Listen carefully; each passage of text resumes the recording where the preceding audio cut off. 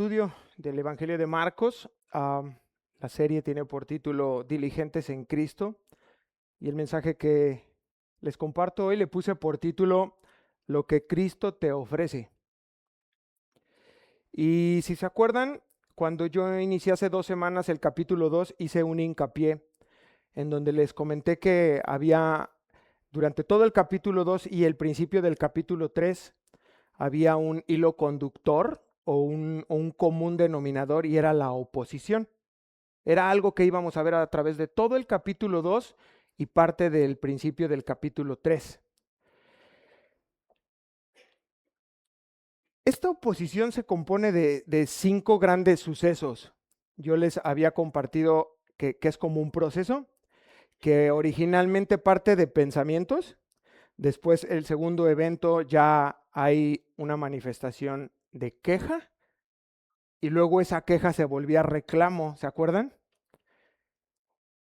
La semana pasada vimos el tercer evento, cuando el llamamiento de Leví, y hoy voy a compartirles los últimos dos para cerrar este tema, pues este común denominador que vimos en el capítulo. Vimos que la oposición se inicia en pensamientos cuando el Señor Jesús sana al paralítico que bajan a los amigos, y estaban ahí los fariseos, y dice que cavilaban en su interior, eran pensamientos nada más en contra de Jesús. Después se convirtió en queja cuando el Señor llama a Leví, después le cambia el nombre y le pone Mateo, y están comiendo Leví con los publicanos, y entonces dicen, ¿qué es esto? Que él come y bebe con publicanos y bebedores. Esa queja en realidad no se la dicen directamente a Jesús, sino a sus discípulos, pero ya algo que fue un pensamiento ahora ya se vuelve una queja, y finalmente el reclamo es cuando los discípulos de Juan y los fariseos ya directamente le dicen a Jesús, ¿por qué los discípulos de Juan y los discípulos y los fariseos ayunan y tus discípulos no ayunan?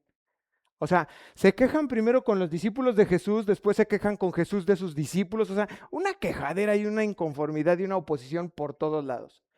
Entonces, hoy voy a dar paso, voy a estudiar los últimos dos sucesos, pero yo no sé si lo han notado. Hay unos personajes que siempre están en escena: fariseos, escribas y maestros de la ley. Siempre han estado ahí en cada uno de estos 5 eventos. Hoy se va a sumar un grupo nuevo que se llaman los herodianos, pero no me voy a adelantar. Miren, con el paso del tiempo, Jesús, más bien la fe en Jesús ha presentado dos extremos. Algunos de ustedes lo tienen muy claro porque tienen mucho tiempo, algunos tenemos 8 iglesias y ya, pero tenemos también gente nueva y tengo que explicarlo. Dentro de la fe hay dos extremos, de aquel tiempo de Jesús y hoy todavía, y son el legalismo y el libertinaje. ¿Cuál es la norma máxima de nuestra fe? La Biblia. La Biblia es nuestra norma. Como cristiano tú no debes dudar como ahora lo hiciste. Si el pastor te pregunta cuál es la norma máxima de la Biblia es nuestra norma máxima. Dentro de la Biblia, o podemos decir que es la ley de Dios. ¿Están conmigo? Hay quien tiene un apego estricto. Eso se llama legalismo. Y hay quien hace a un lado la ley para levantar la gracia, y eso se llama libertinaje. El término como tal te lo voy a dar muy breve. Legalismo se define como tratar de ganar el favor de Dios mediante el estricto seguimiento de las leyes por encima de la gracia. O sea, la gracia queda abajo y el seguimiento de las leyes es lo más rígido, y eso me vuelve un legalista. Y por otro lado, el libertinaje es la supremacía de la gracia por encima de las normas. Y ahí ya tienes tú a un creyente libertino, a una iglesia libertina, donde hacen a un lado la ley para levantar, no, la gracia, la gracia, la gracia. Oye, sí, pero dice la Biblia, bueno, pero es eso el Antiguo Testamento. En Cristo Jesús, gracia. Y eso es libertinaje. Hoy voy a enfocarme en el legalismo. Y vámonos sobre el primer suceso. Abran su Biblia, por favor, en Marcos capítulo 2, verso 23.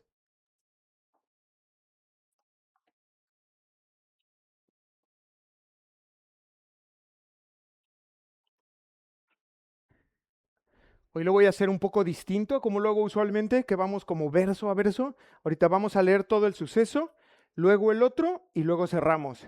¿Ok? Aconteció que al pasar él, Cristo Jesús, por los sembrados un día de reposo. ¿Cuándo? Un día de reposo. Sus discípulos andando comenzaron a arrancar espigas. Entonces los fariseos le dijeron, mira, ¿por qué hacen en el día de reposo lo que no es lícito? Pero él, o sea Jesús, les dijo, ¿nunca leísteis lo que hizo David cuando tuvo necesidad y sintió hambre? Él y los que estaban con él. ¿Cómo entró en la casa de Dios siendo Abiatar sumo sacerdote y comió los panes de la proposición, de los cuales no es lícito comer sino a los sacerdotes? Y aún dio a los que estaban con él. También les dijo, el día de reposo fue hecho por causa del hombre, y no el hombre por causa del día de reposo. Por tanto, el Hijo del Hombre es Señor aún en el día de reposo. Vemos entonces una escena en donde el Señor Jesús va caminando por el campo con 5 de sus discípulos hasta este momento. Andrés, Simón, Juan, Jacobo y el nuevo integrante, Leví, ahora conocido como Mateo. Y van caminando por el campo y sienten hambre. Diga necesidad. Era una necesidad, como dormir, como ir al baño, como una necesidad, tienen hambre. Y comienzan a jalar espigas. Y yo no lo sé, si alguien de aquí lo sabe, luego me lo comparte, pero para comerla como que las frotaban, así como las pepitas, ¿no? Que les rompes la cascarita para... Entonces ellos, sin más, sienten hambre, están en un campo lleno de trigo, y ellos culturalmente era normal, era como... Comienzan a frotarlos. Pregunta, ¿está mal? ¿Es lícito? Miren, vamos a Deuteronomio 23, 24 y 25. Si me ayudan a proyectarlo, sería muy bueno. Listo. Cuando entres en la viña de tu prójimo, ¿quién es tu prójimo? Podrás comer uvas hasta saciarte. Órale, ¿cómo no tienen un...? Mas no pondrás en tu cesto. 25. Cuando entres en la mies de tu prójimo, podrás arrancar espigas con tu mano, mas no aplicarás hoz a la mies de tu prójimo. Entonces, si vemos la ley lo permitía, pero con límites, ¿no? Si estuvieran en México sería algo así como nada para llevar, todo para comer aquí. ¿Sí? Sí, o sea, no se valía, ¿no? Que de pronto yo me metiera a tu parcela y pues unas uvísimas así bien deliciosas y ya me agarrara yo una lonchera y empezara, no, eso estaba prohibido en la ley. Pero que sí, pues bueno, yo voy pasando aquí por la región tal y pues veo ahí esas uvas y digo, no veas, y en lo que cruzo tu campo me voy echando un buen racimo de uvas y eso me lo permitía la ley. ¿Estamos?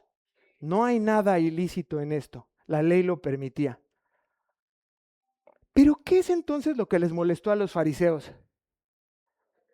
Si no están quebrando realmente el mandamiento, les molestó mucho que están, según ellos, quebrando o rompiendo la norma del día de reposo, lo que conocen como el Shabbat, que comenzaba al ponerse la tarde del viernes hasta al poner del sol del sábado y ahí terminaba. Esas 24 horas es lo que conocemos como el Sabbat o Shabbat. Y visto así, bueno, sí que encontraríamos a Jesús quebrando un mandamiento, ¿no creen?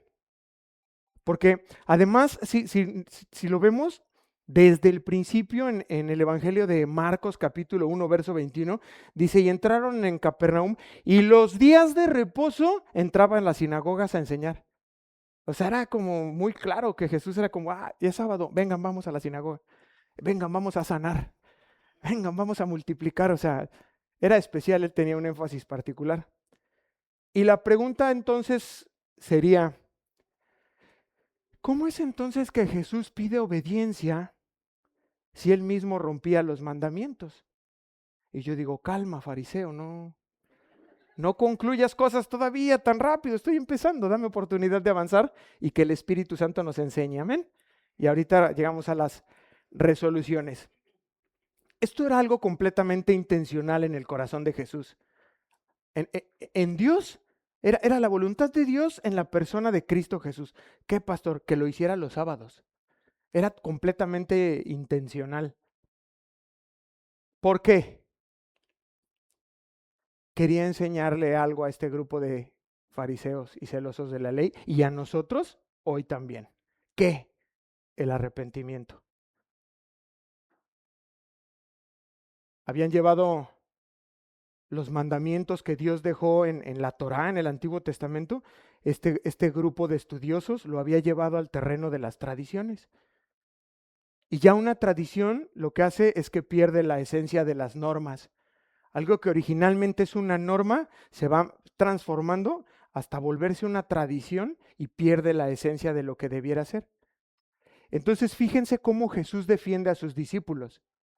Va al Antiguo Testamento y trae un texto del Antiguo Testamento y fíjense la pregunta cómo les dice, ¿nunca leísteis? O sea, ustedes que son tan pro y están según, no, estás quebrando un día y tal. Dice, ¿en serio nunca lo leyeron? Como burlesco. ¿Nunca leísteis lo que hizo David cuando tuvo necesidad?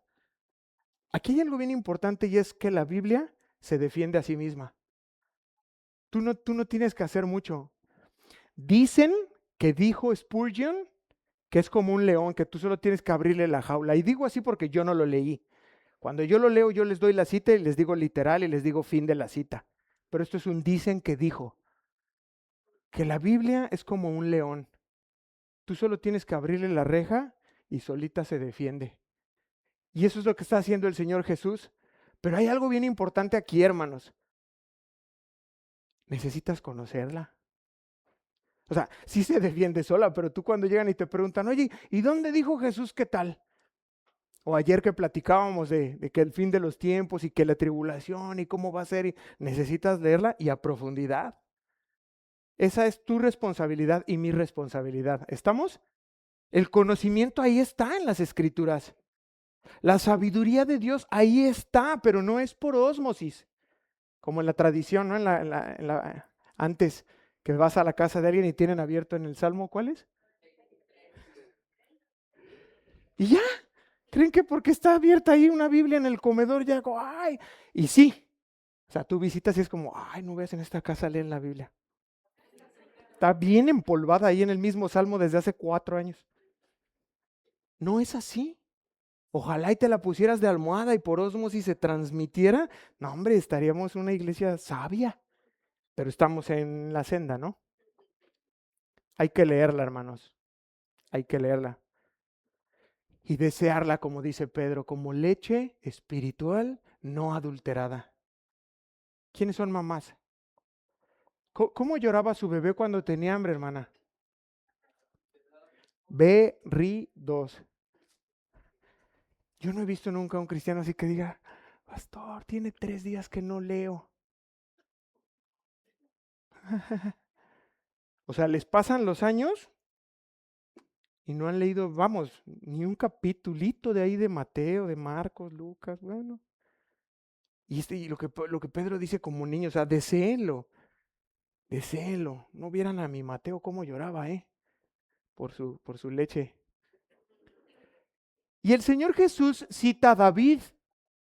Y el argumento es razonable, es el siguiente. A ver, les dice, si un rey tiene hambre, una necesidad, y sus hombres, y a ellos les fue permitido comer del pan consagrado. Esta historia la encuentran ustedes, léanla en casa en Primera de Samuel, capítulo 21.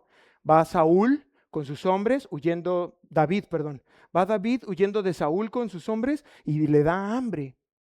Y entra al templo, le pide comida a Abiatar, que es el sacerdote en turno, y él le dice, mira, pues, los panes de la proposición eran 12 panes que representaban a cada una de las tribus.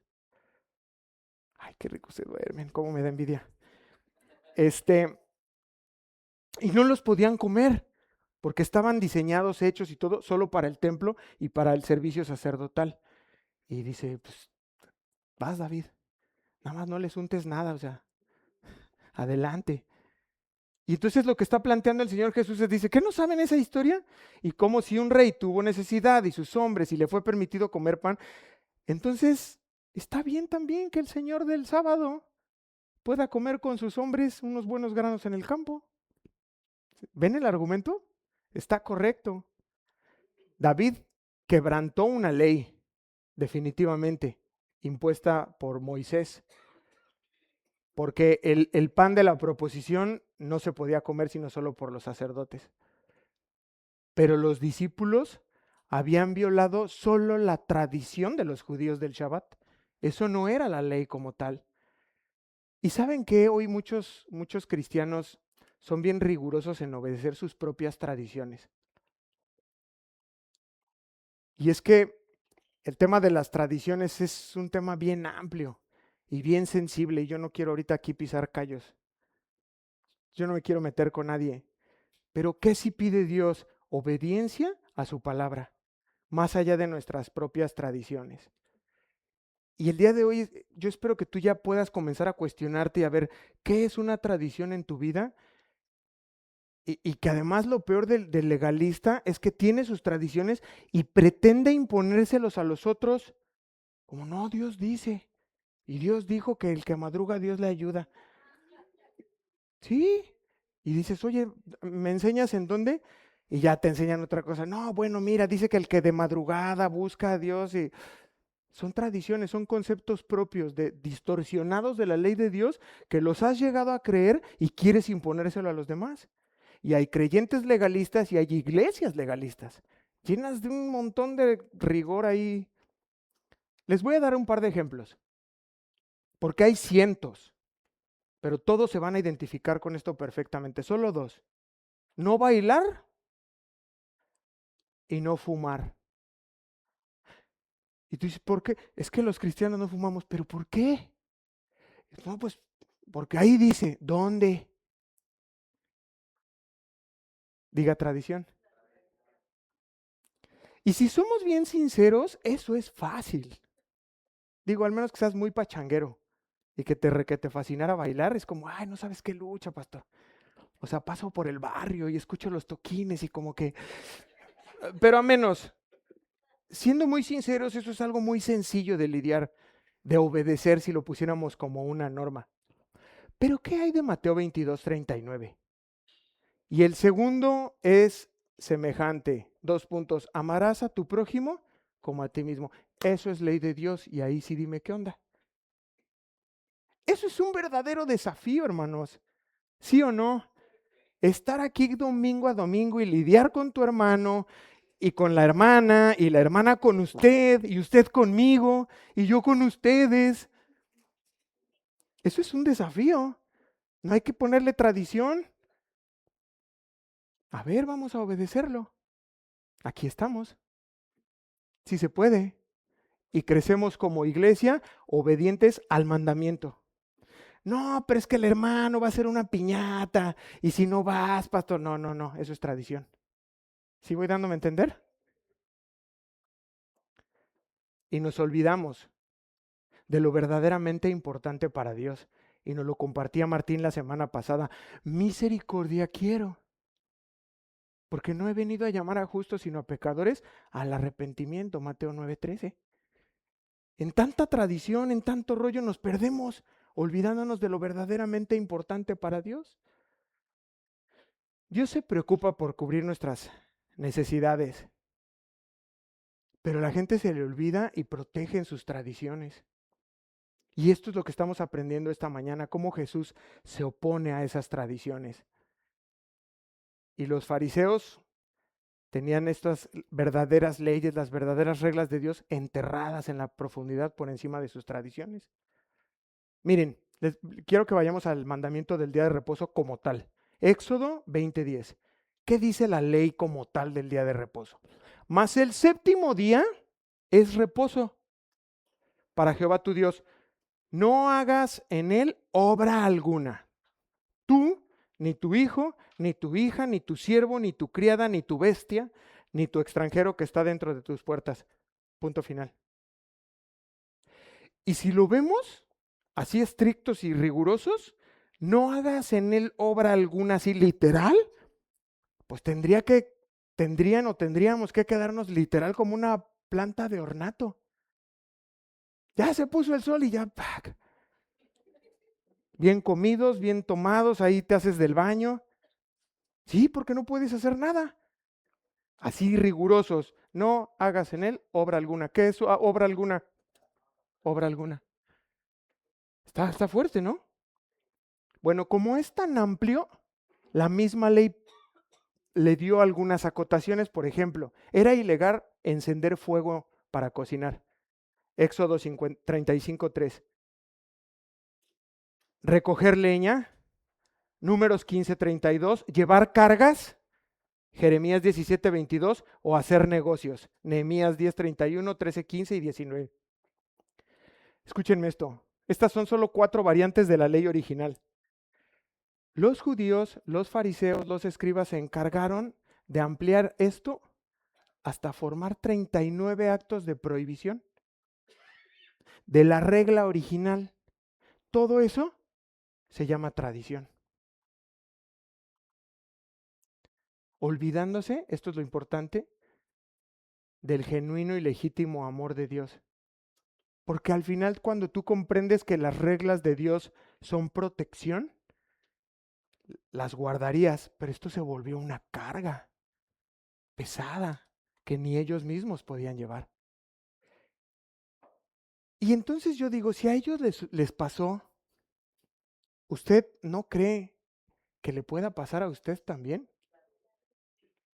Por eso les decía al principio que seguro hemos pisado este terreno, ya sea legalismo o ya sea libertinaje, o los dos por ahí hemos andado, ¿sí o no?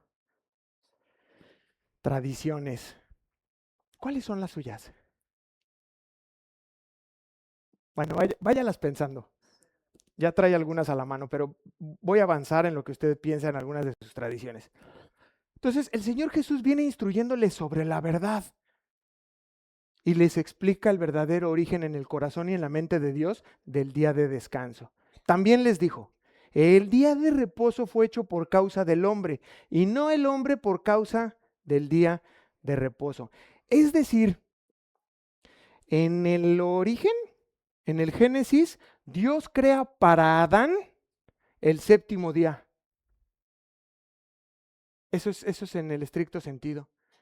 Más adelante renueva este compromiso con Moisés en el monte Sinaí para que eso que quería para Adán, que era uno de los 7 días, que después de 6 días de arduo trabajo, de luchas, de dudas, de cuestiones, hubiera un día en donde él hiciera un alto, pudiera descansar, mirar la creación, mirar a Dios y reponerse físicamente y espiritualmente. Y después renueva este pacto en el monte Sinaí para que ese mandamiento sea para todo su pueblo, y lo hace con Moisés. Y finalmente fue hecho para toda la humanidad, ¿no? Al final de cuentas. Fue diseñado en el corazón de Dios con el propósito de darle un beneficio al hombre. Fue hecho para que pudiera restaurar su cuerpo de 6 días de trabajo, su mente y también su alma. Hoy es el día del Señor. Y no hay de, no, es que vengo rápido porque me tengo que ir a trabajar. No, hoy es el día, no hay prisa. Duérmase, tranquilos, ¿no? Diseñado por Dios, pero no como una carga, hermanos. Y eso era una gran carga. Traducción al lenguaje actual dice, el sábado se hizo para el bien de los seres humanos y no los seres humanos para el bien del sábado. Así que cuando Jesús comienza a hacer eso, a permitir que sus discípulos comiencen a comer espigas, no está violando el 4.º mandamiento de la ley de Dios, sino una tradición judía. ¿Estamos entendiendo? Muy bien. Al contrario, manifiestamente el Señor Jesús habla del día de reposo como un privilegio, como un don de parte de Dios, y solo lo regula hasta qué punto lo tenemos que observar, dice Jesús. O sea, hay un límite, y si pasa esto o esto, que de hecho también la tradición judía marcaba que sí podías ayudarle a alguien que estuviera en peligro de muerte. Solo así desangrándose y así con las vísceras así. Si no es como, no, es sábado, déjalo que sea. Pero bueno, eso es un poco más adelante. Ahorita no lo vamos a ver todavía, sino en la segunda sección. Y enseña el Señor que el día de reposo sí se pueden hacer obras de misericordia y que los fariseos se habían olvidado de eso. Ahora, pastor, sí, o sea, pero estás hablándonos del siglo I y estamos en el siglo XXI. Bueno, no encontramos aquí, hermanos, y quiero ser muy claro, ninguna palabra que justifique la idea de que los cristianos no deban recordar ese día y santificarlo. Te lo voy a repetir, en todo lo que hemos avanzado hasta ahorita no encontramos una palabra en donde diga que un cristiano no debe santificar el día del Señor. Somos llamados a santificar también ese día. No importa si eres sabático,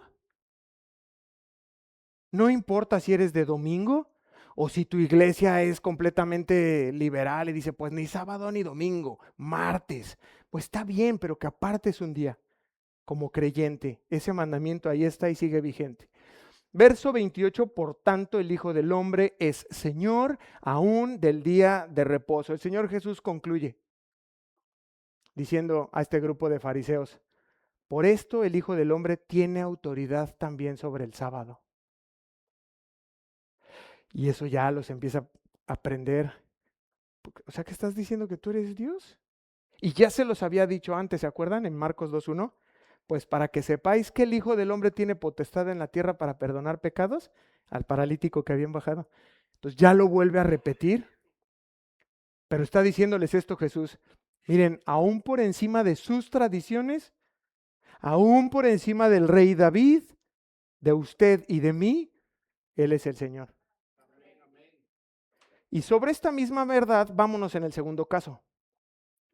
Marcos capítulo 3.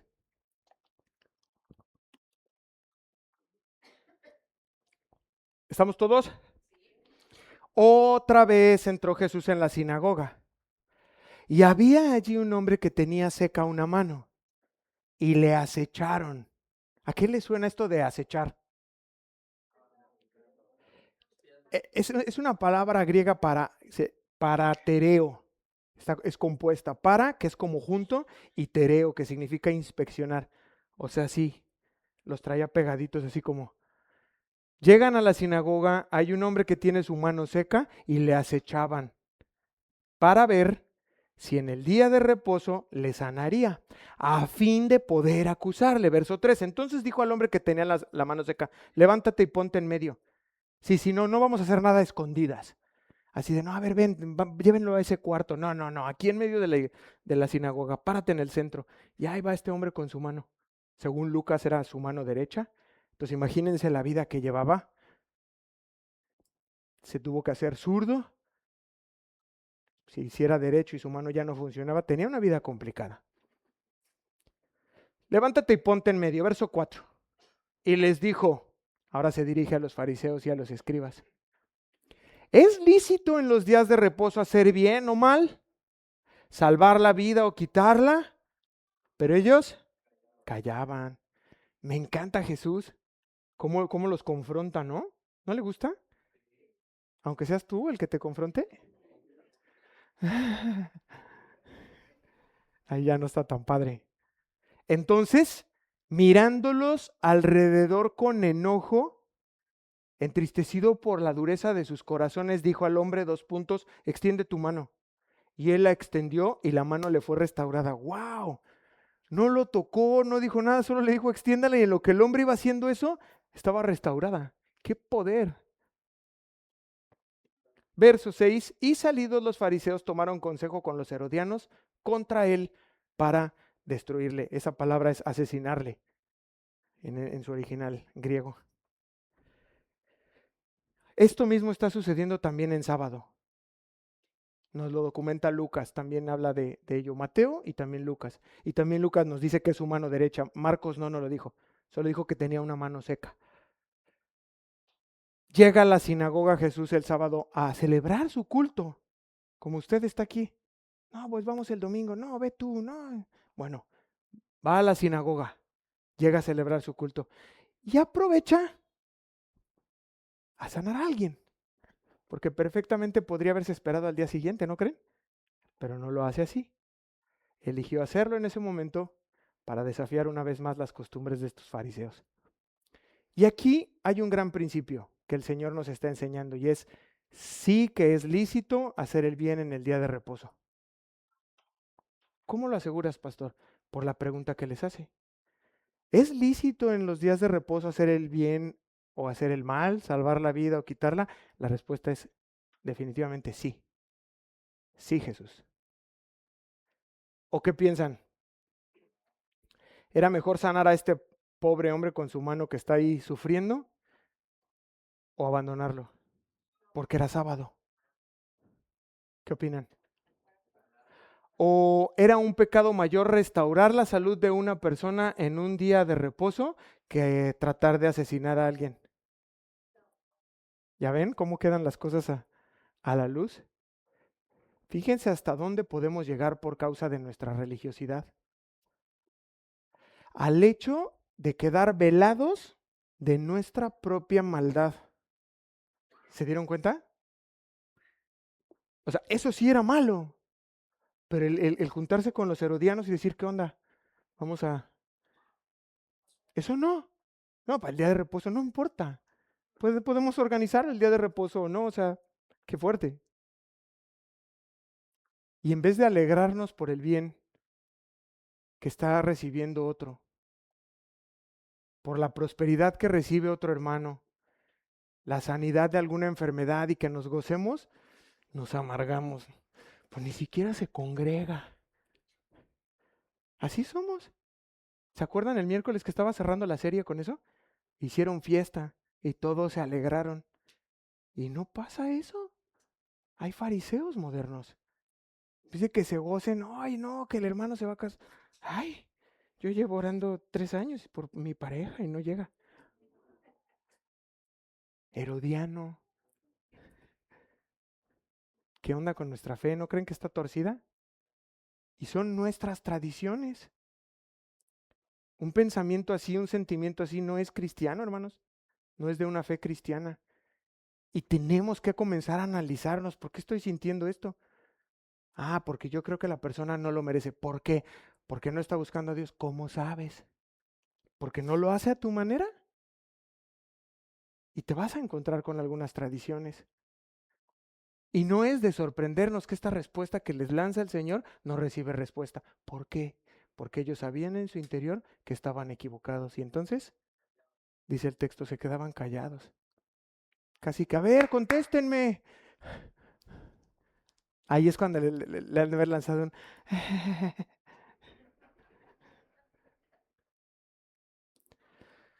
Ahora, debemos de tener cuidado y voy a hacer un alto riguroso para llamar su atención y enseñarles algo. Escúchemelo bien.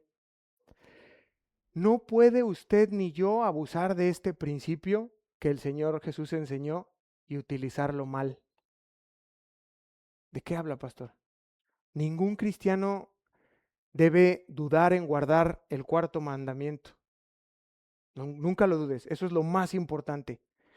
Solo si hay un asunto verdaderamente importante o de misericordia, que tú me digas, pastor, alguien se está muriendo, quiero ir a orar por él, me pidió que fuera a orar por él, ve, no te congregues.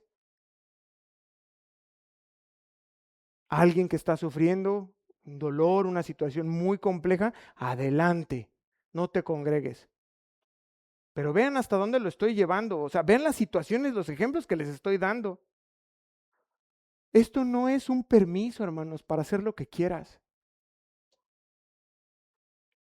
Hacer el bien no significa abrir la puerta para la diversión, para fiestas mundanas, irte de viaje, irte a una excursión, gratificaciones personales. No te confundas, no es por ahí. Esto no es una licencia de parte de Dios, no significa eso.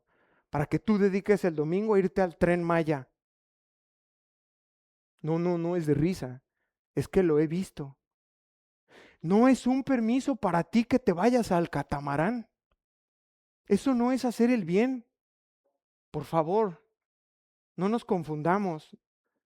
No es así, hermanos. Y somos bien laxos en ese sentido. Si tuvieras que acudir a una quimioterapia, no te vas al Tren Maya. Tienes cáncer y depende de eso tu tratamiento, no te vas al catamarán. ¿Y por qué si te vas a Xcaret? ¿Y por qué si te vas a una fiesta? Es que es mi cumpleaños, no te quitan sino 2 horas. Pero ven cómo está el entendimiento confundido. Y no quiero que se vayan a hacer, porque somos expertos, maestros en hacernos esos cocos. No, pues ya dijo, y pues vamos a hacer el bien. ¿Qué? Pues recibir a tu mamá al aeropuerto. No os hagáis, no os hagáis.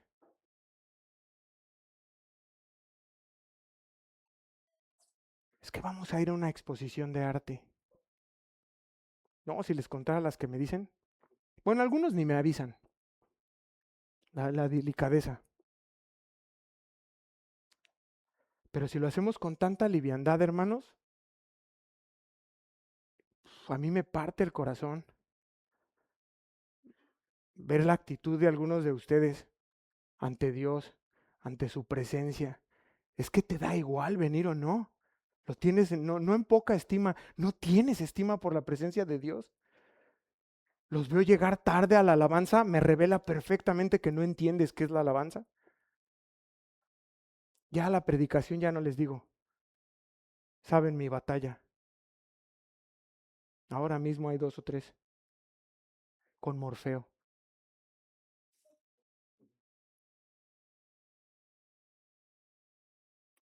Estas cosas no le hacen bien a nadie, hermanos.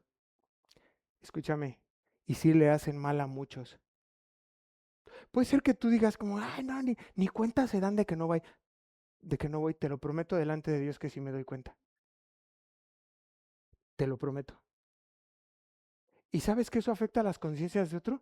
Ay, pues si el hermano Pascual nunca va. No hay ningún Pascual, ¿va? Lo dijo por mí. Pues claro.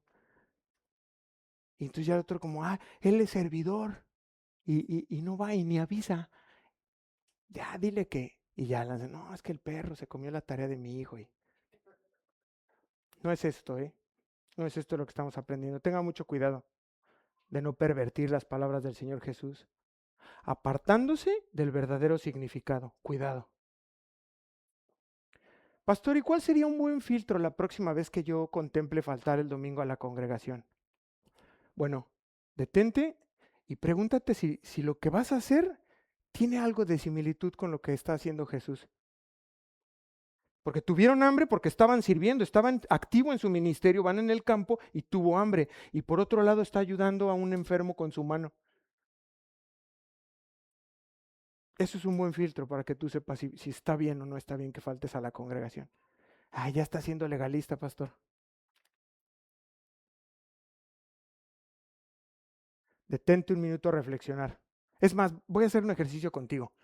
De la última vez que faltaste, ya no voy a hablar del futuro, ya voy a hablar de algo que sucedió. ¿En qué invertiste esa mañana? Dejen, escucho que caviláis. ¿Lo pueden ver? Dormí, pastor, porque para eso es el día del reposo, ciertamente. O hice un buen negocio. ¿De cuánto? ¿2 millones de pesos? ¿3? Ni así. Es que me fui a Europa. ¿Estuvo bien invertido? ¿Cómo saberlo? Y con esto voy a cerrar el punto. Piensa por un momento que estuvieras hoy delante del tribunal del Señor y el mismo Señor Jesús te dijera, ¿por qué no viniste el domingo? ¿Se te caería la cara de vergüenza o le dirías, Señor, fui a prisión a ver al pastor que se lo llevaron detenido? ¿Qué le dirías? ¿Te daría vergüenza o le podrías decir, Cristo, estaba haciendo esto? Hoy lo que estamos aprendiendo de nuestro Señor Jesús, pues es que es el Hijo de Dios y está por encima del día de reposo. Pero no nos da libertad para hacer lo que quieras el domingo. Sí nos está otorgando libertad a que tú elijas, pero no es una licencia para ir a fiestas y banquetes y no. ¿Sí lo estamos entendiendo bien? Sí. Ahora, Quiero que observemos los sentimientos del corazón del Señor. Vean, quiero ya yéndonos sobre el final, lo que siente el Señor Jesús en su corazón ante la conducta de estos hombres. Es una expresión muy importante y estoy convencido de que tenemos que poner toda nuestra atención en lo que vamos a leer.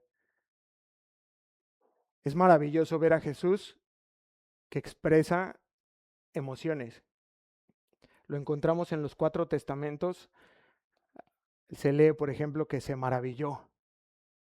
Leemos que se regocijó. Leemos que lloró. Leemos que amó. Y aquí leemos que lo primero se enojó. Mire el verso 5, por favor, hermano, del capítulo 3.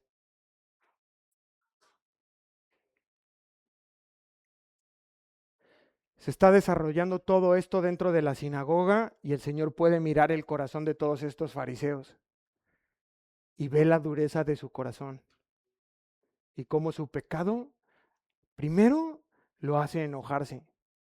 Pero qué sensible es ese en particular, esa emoción del enojo. ¿Cuántos batallan con el enojo? Levante su mano, déjeme orar por usted. El enojo es una de las emociones más peligrosas, hermano y hermana. Si ustedes se acuerdan en el origen, por el enojo, un hermano asesina con una piedra. ¿No hay menores? Ah, bueno, sí.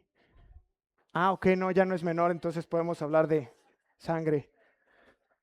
Advertencia. Es el enojo de que la ofrenda de su hermano fue agradable a Dios y por qué la mía no, y se enciende.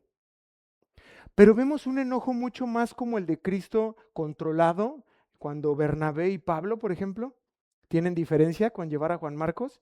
No se agarran a golpes, dice que sí se puso la cosa color de hormiga, pero siempre controlados. Y solo Cristo Jesús puede experimentar las emociones sin llevarlas al terreno del pecado. Y aquí siente el enojo. Por eso llamó mucho mi atención. Verso 5 del capítulo 3. Entonces mirándolos alrededor, o sea, hace toda la vuelta y los está viendo y su semblante es de enojo, coma, entristecido por la dureza de sus corazones. ¿Pueden ver el corazón de Jesús? Está enojado y ven entristecido a las personas porque les está diciendo la verdad. Lo reconocen, dicen, sí es cierto, estamos bien equivocados, pero deciden endurecer su corazón y eso lo entristece. Dios le señala primero su conducta pecaminosa, pero siempre abre la posibilidad al arrepentimiento. ¿Qué era lo esperable ahí? Que por lo menos uno o dos de ellos, como fue Nicodemo, de noche afuera fueran y le dijeran, Jesús, qué zumba nos has dado. Hoy que fuiste a la sinagoga, pude entender que, pero no sucedió. Teniendo la posibilidad, decidieron endurecerse. Por eso, inmediatamente el Señor Jesús expresa tristeza por la dureza de sus corazones. ¿Cómo está tu corazón hoy? ¿Algo está cayendo? ¿Algunas verdades? ¿Cómo respondes? Lo que hay detrás del legalismo, fíjense esto, del legalismo y del libertinaje, de ambos es orgullo. El legalista, porque lo infla el hecho de poder seguir las reglas de Dios y ser un estricto y ya se siente aquel. Pero el libertino que echa mano de la gracia también está orgulloso porque dice, pues tú tienes una mente débil. Nosotros que somos de mente más abierta y suben sus fotos en una discoteca con bebidas. Esta va dedicada para los fariseos modernos. ¿Orgullo? ¿Puedes verlo? En ambos lados hay orgullo y eso se vuelve muy, muy preocupante. Esto es lo que tenemos que entender el día de hoy y aprender definitivamente que el Señor es muy duro con ambos extremos. No murió para que tú vivas en un libertinaje, abusando de la gracia. quiero que vayamos a Mateo, por favor, 23. Se los quiero dejar de tarea. Léanlo en casa, por favor. Todo el capítulo está dedicado a los fariseos en labios de Jesús. Pero ahorita quiero que vayamos al verso 23. Capítulo 23, verso 23. Fíjese la palabra hay, ¿eh? Está más de 11 veces, pero yo voy a ir directo al 23. Hay de vosotros, escribas y fariseos, ¿cómo les llama? Yo nunca les he dicho así, hermanos. ¿Sí me aguantarían una así? Sí, dice. O sea, como que dudó, pero pues órale, pastor, lánzala. No, no, no. Hay de vosotros, escribas y fariseos, hipócritas, porque diezmáis la menta y en eneldo y el comino, y dejáis lo más importante de la ley, que la justicia, la misericordia y la fe. Esto de diezmáis la menta y el eneldo y el comino habla de su rigor en cuanto a que fuera el 10%. Y lo pesaban. ¿Y cuánto fue de la cosecha? 15 toneladas. Ah, no, el 10% son 15 kilos. No, ya te pasaste. O sea, se dedican a ser tan precisos en eso, pero antes les dice hipócritas porque cuidan esa parte olvidándose de lo verdaderamente importante, que es la justicia, la misericordia y la fe. Esto era necesario hacer sin dejar de hacer aquello. Guías ciegos, que coláis el mosquito y tragáis el camello. El enojo tan particular de Jesús contra ellos es porque ellos eran los responsables de guiar a la gente a Dios y estaban completamente extraviados. Entonces les llama ciegos.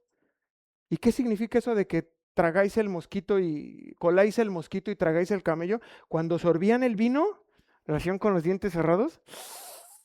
No fuera a ser que en el lagar donde pisaron hubiera un mosquito y no, pues que se quedara aquí, no se lo tragaban. Pero por otro lado hacían unas cosas y a eso se refiere eso. 25. Hay de vosotros, escribas y fariseos hipócritas, otra vez, porque limpiáis lo de afuera del vaso, así se veían bien cookies, todos sus filacterías, todos ellos muy así, ay, limpiáis el vaso de afuera y del plato, pero por dentro estáis llenos de robo y de injusticia, fariseo ciego. Limpia primero, les dice Jesús, lo de adentro del vaso y del plato para que también lo de afuera sea limpio. 27. Hay de vosotros, escribas y fariseos hipócritas, tercera vez, porque sois semejantes a sepulcros blanqueados, las lápidas bonitas, aquí yace el cuerpo del rabí Raboni, bonitos, limpios, blancos, bonitos, dice, y los compara con eso. Por afuera se ven chulos, pero a la verdad se muestran hermosos, más por dentro estáis llenos de huesos muertos. ¿Se acuerdan cómo estaba el hijo pródigo? Este era muerto y ahora vive. Y eso era lo que él pretendía alcanzar, que ellos agarraran la onda y le dijeran, Jesús, ¿qué de hacer para heredar el reino? Así también nosotros por fuera, a la verdad os mostráis justos a los hombres, pero por dentro estáis llenos de hipocresía e iniquidad. Entonces, ¿sí lo va a leer de tarea o no? Vámonos sobre el último versículo 6. Y salidos los fariseos, así terminamos nuestros 5 sucesos de oposición. Y salidos los fariseos tomaron consejo con los herodianos contra él para destruirle. Fíjese la reacción de estos fariseos ante las acciones de Jesús. Ya están tan enojados que toman una decisión, aliarse con los herodianos y comienzan a platicar, a planear juntos cómo capturar a Jesús y acabar con él. Los herodianos, a diferencia de los fariseos, no eran religiosos, sino que eran judíos que apoyaban a Herodes. La mayoría del pueblo judío no quería a Herodes. Herodes estaba por parte de Roma.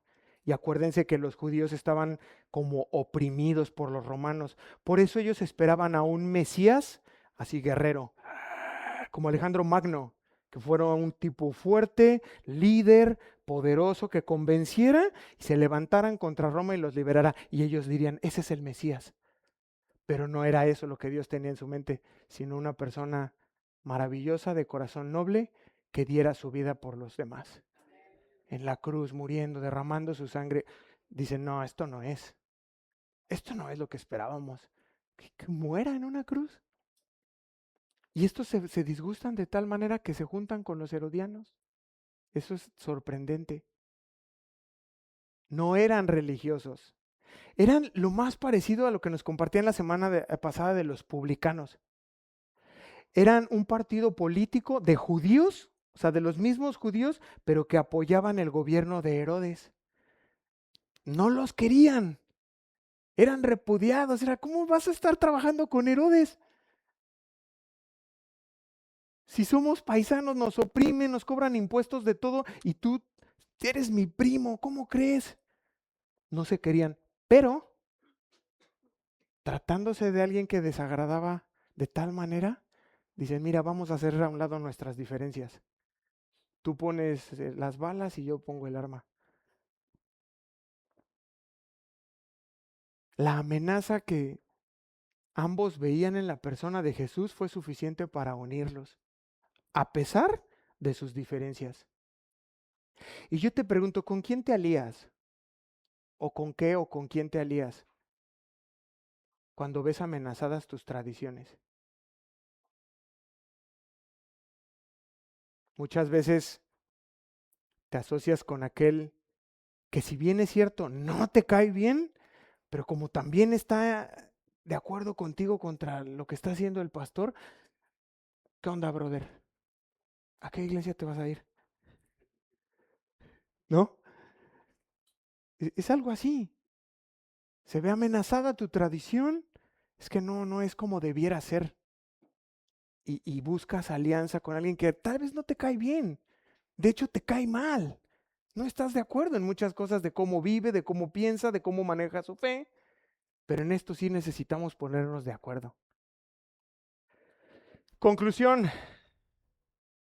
Dios espera que a partir de hoy evaluemos un mandamiento de Dios.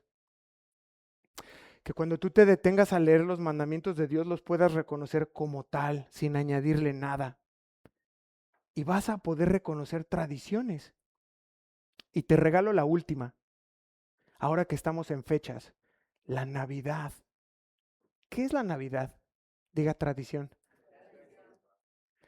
En esencia era la celebración del nacimiento del Hijo de Dios, pero hoy ya se transformó y es regalos, es comida, es arbolito, es regalitos, es posada, que por cierto sí vamos a hacer posada este año.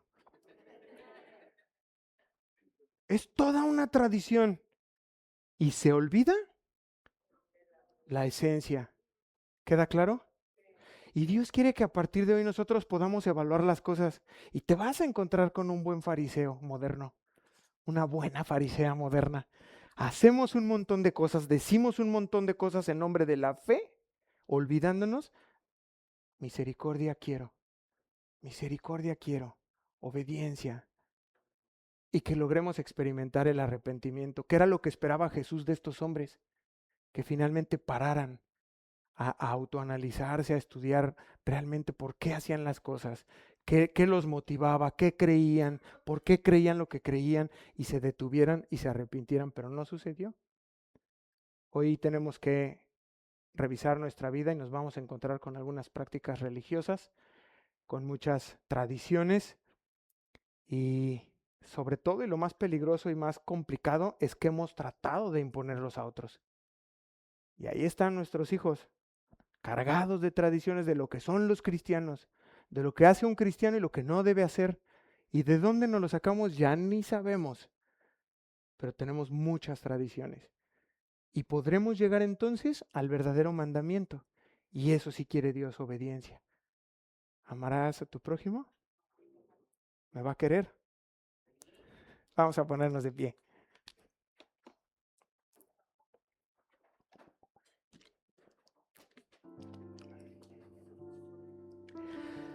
Señor, te damos muchas gracias por este tiempo. Gracias porque al exponernos a tu palabra queda evidenciado que en nuestra vida hay muchas tradiciones. Hacemos muchas cosas y decimos muchas cosas en el nombre de Jesús. Cuando si tú hoy, Señor Jesús, entraras caminando por esa puerta, te encontrarías con muchas tradiciones, te encontrarías con mucha religión, viviendo vidas apartados, separados por diferentes conceptos. Pero tú deseas que haya una comunión en tu cuerpo, personas entendidas en que tú lo que quieres es misericordia, Señor. Tú lo que quieres es perdonar, hacer volver a los que están enemistados con el Padre.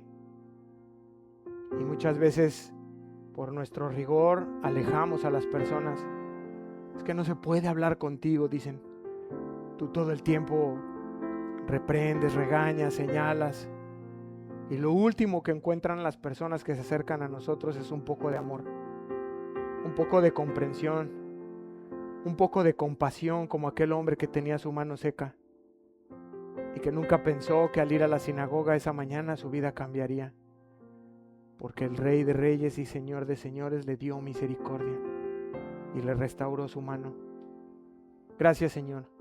Tu palabra es vida.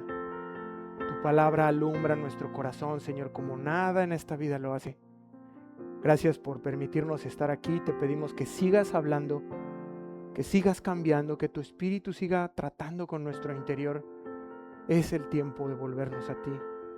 Este es el momento, Señor, en que si hay alguien aquí que no tiene a Jesucristo como su Señor, te pueda decir: Señor, he pecado contra ti. Yo soy quien he fallado, perdóname por favor.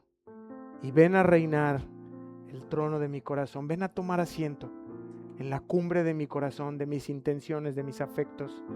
Y sé tú el que las gobierne. Sé tú el que la dirija, sé tú quien con tu palabra limpies y laves el corazón.